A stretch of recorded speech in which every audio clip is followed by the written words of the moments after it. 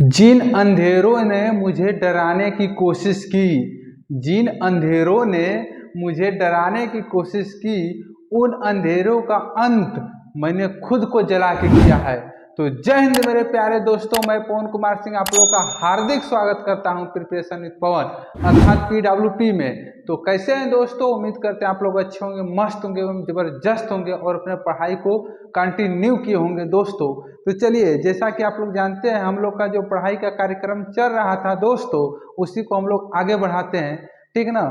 तो जैसा कि आप लोग जानते हैं हम लोग का जो टॉपिक चल रहा है डैम्स ऑफ इंडिया अर्थात भारत के बांध, ठीक है ना दोस्तों। इन बांधों में हम लोगों ने पिछली वीडियो में ये पढ़ा था टिहरी बांधों के बारे में, और उसके बाद आज जो हम लोग को पढ़ना है दोस्तों, वो हम लोग को पढ़ना है फरक्का बैराज और चंबल नदी परियोजना और नर्मदा नदी के बारे में, ठीक है ना दोस्तों। चलिए, तो ज़्यादा देर न करते हुए अपने पढ़ाई के कार्यक्रम को शुरू करते हैं, ठीक है दोस्तों। तो चलिए ध्यान दीजिएगा, जो आज हम लोग को पढ़ना है वो पढ़ना है फरक्का बैराज, ठीक है ना। फरक्का बैराज पहले है कहाँ, देखिए मुर्शिदाबाद वेस्ट बंगाल। ध्यान दीजिएगा दोस्तों, सबसे पहले आइएगा यहाँ से, देखिएगा आप सभी लोग जानते होंगे कि यहाँ से एक, आप जानते हैं कि यहाँ पर एक पड़ता है गंगोत्री। गंगोत्री से यहाँ से गोमुख ग्लेशियर से एक नदी निकलती है जिसका नाम था गंगा, इस तरह से कुछ होते हुए, और इसकी दो धाराएं बढ़ती है, एक इधर चली जाती थी बंगाल खाड़ी में और एक इधर ही मुड़ गई थी, ठीक है ना, दो धाराओं में, ठीक है दोस्तों। और यहीं से आप लोग जानते हैं ये कौन सी नदी थी, गंगा, ठीक है ना। और गंगा की एक सहायक नदी और आई थी। अब इसका जैसे ही ये पश्चिम बंगाल में इधर आई, ये कौन सी नदी हो गई, हुगली नदी, इसका नाम क्या हो गया, हुगली, ठीक है ना दोस्तों। इसका क्या नाम हो गया, हुगली नदी। ये कौन सी नदी है, गंगा नदी, गंगा नदी, ठीक है ना। और यहीं से बंदरपूछ से एक निकली थी जिसे इसी के समांतर चलते हुए यमुना नदी, ठीक है ना, और यहाँ पे आकर प्रयागराज में मिल गई थी, ठीक है ना। लेकिन याद रखिएगा ये जो हुगली नदी है, यहीं पर क्या बोलते हैं कि वेस्ट बंगाल में यहाँ पर क्या पड़ा है, फरक्का बैराज, ठीक है ना। अब याद रखिएगा फरक्का बैराज जो है मुर्शिदाबाद वेस्ट बंगाल में है, ठीक है ना। फरक्का बैराज कहाँ है, मुर्शिदाबाद वेस्ट बंगाल में।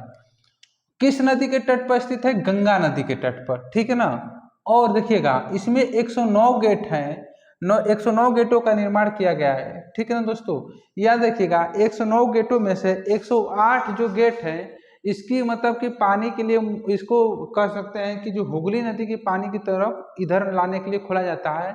और 108 गेट एक साइड खुलते हैं, एक गेट जो 109वां गेट है इसके ठीक विपरीत दिशा में, अगर पानी ज्यादा हो गया तो उसको और कम करने के लिए खोला जाता है, ठीक है दोस्तों। समझ में आया कि नहीं, ठीक है ना। तो आप लोगों से पूछा जाए कि फरक्का बैराज में कितने गेट होते हैं, तो कुल 109 गेट हैं। कहाँ पर, ये कब, मुर्शिदाबाद पश्चिम बंगाल में, ठीक है ना।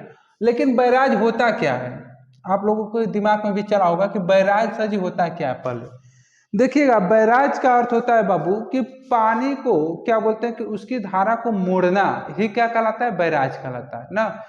आप जिस दिशा में मोड़ना चाहें एक बैराज के माध्यम से उस पानी को उस दिशा में मोड़ दे सकते हैं, ठीक है ना दोस्तों। तो यहाँ देखिएगा, तो देखिएगा अब फरक्का बांध का जो मुख्य उद्देश्य था क्या था, फरक्का बैराज का जो मुख्य उद्देश्य था हुगली नदी में पानी को बढ़ाना। क्या था उद्देश्य दोस्तों, हुगली नदी में पानी को बढ़ाना, अर्थात कह सकते हैं गंगा नदी का पानी हुगली नदी में क्या करना, ढकेलना, ठीक है ना दोस्तों, ये भी हो सकता है, ठीक।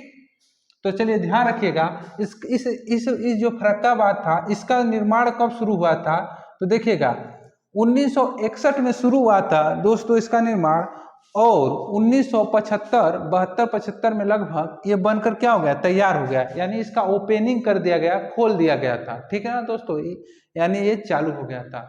1961 में इसका निर्माण हुआ, 1975 में ये चालू हो गया, ठीक है दोस्तों। चलिए, तो आप लोग समझ में आए कि नहीं। देखिए यहीं पर फरक्का बैराज, देखिए ये गंगा नदी है और यहीं पर हुगली नदी, यहाँ पर बना है फरक्का बैराज, और यही फरक्का बैराज के द्वारा ही क्या हुगली नदी में पानी को बढ़ाने के लिए क्या किया गया, फरक्का बैराज का निर्माण किया गया है, ठीक है दोस्तों, समझ में आया ना। चलिए, तो अगला जो नदी परियोजना है वो पढ़ना है चंबल नदी परियोजना। याद रखिएगा इस नदी का नाम क्या था, यमुना, इस नदी का नाम क्या था वो, यमुना। और यमुना की एक सहायक नदी यहाँ पर देखिएगा, यहाँ पर इंदौर के पास में एक पड़ता है मऊ जिला, ठीक है ना, जो कि जिसका नाम है जनापाव पहाड़ी या जनापाव पहाड़ी से निकलती एक नदी जिसका नाम होता है, ये कुछ इस तरह करके हुए यहाँ पर जाके मिल जाती है इटावा में, ठीक है ना, इटावा में। और इस नदी का नाम होता है चंबल नदी। इसका नाम क्या होता है बाबू? चंबल नदी। इसका नाम क्या होता है? चंबल नदी, ठीक है ना। अब देखिएगा चंबल नदी जो है दोस्तों, इस पर क्या बोलते हैं कि चंबल परियोजना बनाई गई है। और चंबल नदी फेमस है किसके लिए? घड़ियाल संरक्षण के लिए न। यहाँ पर ये मृदा अपरदन के लिए फेमस है और घड़ियाल संरक्षण के लिए, ठीक है ना। मृदा अपरदन का मतलब है मिट्टी को काटती है, बहुत तेजी से कटाव करती है, ठीक है ना दोस्तों। और यहाँ पर घड़ियाल इस नदी में बहुत ज्यादा पाए जाते हैं, चंबल नदी में, ठीक। तो देखिए ये मृदा अपरदन के लिए फेमस है और घड़ियाल के लिए फेमस है, ठीक है। यहाँ पर घड़ियाल का पालन किया जाता है किस नदी में? चंबल नदी में, ठीक है ना। अब आगे बढ़ते हैं तो ये किन राज्यों में बहती है? देखिए ये बहती है एमपी, राजस्थान और यूपी, 3 राज्यों में बहती है। मध्य प्रदेश, राजस्थान और उत्तर प्रदेश में, ठीक है। और देखिएगा मध्य प्रदेश और राजस्थान में ये बीहड़ का निर्माण करती है। क्या करती है बाबू? बीहड़ का निर्माण करती है मध्य प्रदेश और राजस्थान में, ठीक है ना। तो अगर आप लोग को हम बताना चाहें तो देखिएगा इस पर डैम जो बना है, कह सकते हैं 3 डैम है। एक है देखिए मध्य प्रदेश में, यहाँ पे एमपी में पड़ता है, यहाँ पर 3 डैम बना है, 1 2 3, ठीक है, 3 डैम। इस डैम का नाम है, इसका नाम है बाबू क्या? गांधी सागर डैम। इसका नाम है क्या? गांधी सागर, गांधी सागर। और इसका नाम हो गया जाएगा, इसका नाम हो जाएगा राणा प्रताप सागर, राणा प्रताप सागर। और इस डैम का नाम था, क्या नाम है बाबू? जवाहर सागर। इसका नाम है जवाहर सागर। देखिएगा चंबल नदी पर कितने डैम है? चंबल नदी पर 3 डैम थे। पहला का नाम था गांधी सागर बांध, दूसरा का नाम है राणा प्रताप सागर बांध, तीसरा का नाम था जवाहर सागर बांध, ठीक है ना दोस्तों। याद रखिएगा जो गांधी सागर बांध है ये पड़ता है दोस्तों कहाँ पर? मध्य प्रदेश में। कहाँ पर पड़ता है? मध्य प्रदेश, एमपी में, ठीक है ना। और ये जो राणा प्रताप सागर बांध और जवाहर सागर बांध है, ये दोनों का दोनों कहाँ पड़ता है? राजस्थान में। कहाँ पड़ता है बाबू? राजस्थान में। और राजस्थान में भी कोटा के पास में, ठीक है ना। राजस्थान में कहाँ पर? कोटा के पास। याद रखिएगा कि जो गांधी सागर बांध है वो मध्य प्रदेश में पड़ता है, और राणा प्रताप सागर बांध राजस्थान में, और जवाहर सागर बांध जो है कहाँ? राजस्थान में। और ये किस नदी पर स्थित है? चंबल नदी पर। तो समझ में आया कि नहीं दोस्तों? चंबल नदी परियोजना ये थी, ठीक है ना। चलिए अब आगे बढ़ते हैं। एक अगला परियोजना का नाम है नर्मदा। क्या है? नर्मदा नदी परियोजना। याद रखिएगा नर्मदा नदी परियोजना, देखिए यहाँ पर पड़ता है हमारे पास अमरकंटक। यहाँ पर क्या पड़ता है बाबू? अमरकंटक। इसका नाम क्या है? अमरकंटक। और अमरकंटक से यहाँ पर अमरकंटक की चोटी से एक नदी निकलती है और आकर गुजरात में गिर जाती है। इस नदी का नाम है नर्मदा नदी। इस नदी का क्या नाम है बाबू? नर्मदा नदी। इस नदी का क्या नाम है? नर्मदा नदी, ठीक है। और इसी नर्मदा नदी के समांतर, ठीक है ना, याद रखिएगा एक और नदी बहती है, उस नदी का नाम है ताप्ती नदी। क्या नाम है बाबू? इसी नदी के समांतर एक नदी और बहती है जिसका नाम है ताप्ती नदी। इसका नाम क्या है बाबू? ताप्ती नदी, ठीक है ना। तो याद रखिएगा कि अगर नर्मदा नदी से पूछा जाए तो क्वेश्चन देखिएगा, नर्मदा नदी परियोजना की शुरुआत 1961 में हुई थी। कब हुई थी? 1961 में इसकी शुरुआत हुई थी और ये 2070 में खोल दिया गया था। अर्थात कह सकते हैं 1961 में शुरुआत हुई और 2017 में खोला गया, बहुत लंबा समय लगा। तो दोस्तों याद रखिएगा नर्मदा बचाओ आंदोलन चला गया था। इस नदी पर बहुत ज़्यादा विवाद हुआ था, ठीक है। पहले इसकी जरूरत क्यों पड़ी नर्मदा नदी परियोजना की? देखिए नर्मदा नदी परियोजना की जरूरत इसलिए पड़ी क्योंकि सिंचाई के लिए बेहद जरूरी था और विद्युत उत्पादन के लिए, ठीक है दोस्तों। तो इस समय क्या होने लगा? वनों का कटाव होने लगा और आदिवासियों को वहां से हटाया जाने लगा डैम बनाने के लिए। तो इसका बहुत जमकर विरोध हुआ कहाँ पर, और नर्मदा नदी जहाँ जहाँ बहती है, जैसे मध्य प्रदेश में, गुजरात में, ठीक है ना दोस्तों। और इन सभी क्षेत्रों में क्या हुआ, बहुत बड़ा मात्रा में विरोध हुआ, इस कारण ये डिले होती चली गई, ठीक है ना। और सरकार ने इन लोगों को भी रियायत मतलब थोड़ा सा ढीली बरत दी, ठीक है ना दोस्तों, समझ रहे हैं कि नहीं। तो इस तरह से इससे क्या हुआ कि डिले होते गया। फिर 2017 में फिर ये देखिए शुरू हुआ था 1961 में, जबकि सरकार थी पंडित जवाहरलाल नेहरू की, उसमें प्रधानमंत्री थे, ठीक है ना। उसके बाद ये ओपनिंग यानी खोला गया, ये बनकर तैयार हुआ कब, 2017 में, जब मोदी सरकार आ गई तब, ठीक है ना दोस्तों। तो समझ रहे हैं बहुत लंबा समय के बाद ये क्या हुआ, बना, ठीक है। तो इसलिए इस पर इसकी शुरुआत हुआ था, इस पर नर्मदा बचाओ आंदोलन भी शुरू हुआ, जो कि 1985 में जिसकी शुरुआत किए थे मेधा पाटकर के द्वारा किया गया था, ठीक है ना। वो उनके लीड कर रहे थे नर्मदा बचाओ आंदोलन के, ठीक है दोस्तों, याद रखिएगा। नर्मदा नदी में हमने पढ़ा दिया है, अगर आप लोगों ने वीडियो नहीं देखा है तो जाकर जरूर देखिएगा, ठीक है ना दोस्तों। अब आगे आइएगा, देखिए यहाँ पर सरदार सरोवर बांध, ठीक है ना। अब सरदार सरोवर बांध जो है ये इसी नदी पर बना है, किस नदी पर, नर्मदा नदी पर, ठीक है ना। यहाँ पर देखिए गुजरात से यहाँ पर नदी निकलती है, यहाँ पर यहीं पर है सरदार सरोवर बांध। इस यहाँ पे एक बांध बनाया गया है जिसका नाम था सरदार सरोवर डैम, या कह सकते हैं बांध, ठीक है ना।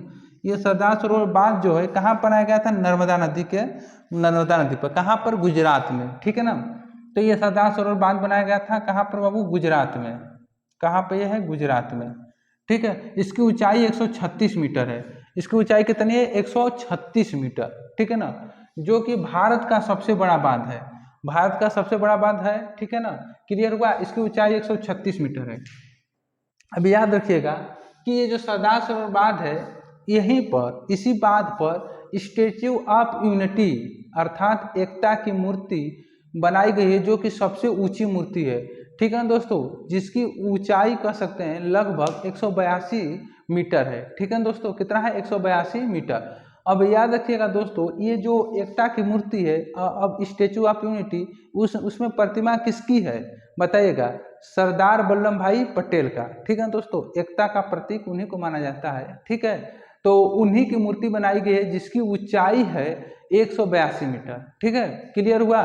तो आप लोगों से पूछ दिया जाए कि इसी सरदार सरोवर बांध पर स्टेच्यू ऑफ यूनिटी यानी कि एकता की मूर्ति बनाई गई है, उसमें प्रतिमा किसकी है, तो सरदार वल्लभ भाई पटेल का, उन्हीं के नाम पर ये सरदार सरोवर बांध भी रखा गया है, ठीक है ना।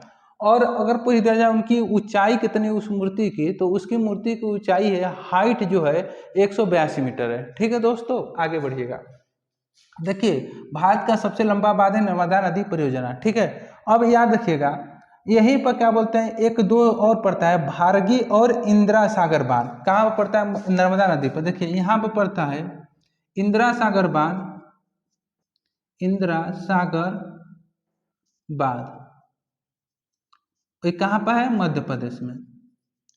और यहीं पे एक पड़ता है भारगी, इसका नाम क्या है बाबू, भारगी बांध, ये भी कहाँ पर है, मध्य प्रदेश में। तो याद रखिएगा इंदिरा सागर बांध और भारगी बांध कहाँ पर पड़ता है, मध्य प्रदेश में, ठीक है ना। और यहीं पर नीचे से बहती है एक ताप्ती नदी, याद रखिएगा दोस्तों, नर्मदा नदी के समांतर बहती है ताप्ती नदी, और इसी ताप्ती नदी पर क्या बोलते हैं कि दो बांध है। पहले का बांध का यहाँ पर नाम है काका पारा परियोजना, क्या नाम है बाबू, काका पारा, इसका नाम है काका पारा परियोजना, काका पारा परियोजना, ठीक है ना। तो किस नदी पर है बाबू, किस पर है, ताप्ती नदी पर, काका पारा परियोजना किस नदी पर है, ताप्ती नदी पर, ठीक है ना।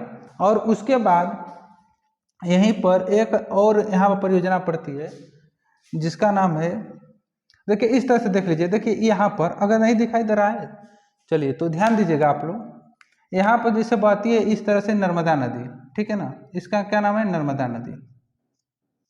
नदी। और इसी नर्मदा नदी पर यहाँ पर है, देखिएगा यहाँ पर जो है सरदार सरोवर बांध है, यहाँ पर क्या है,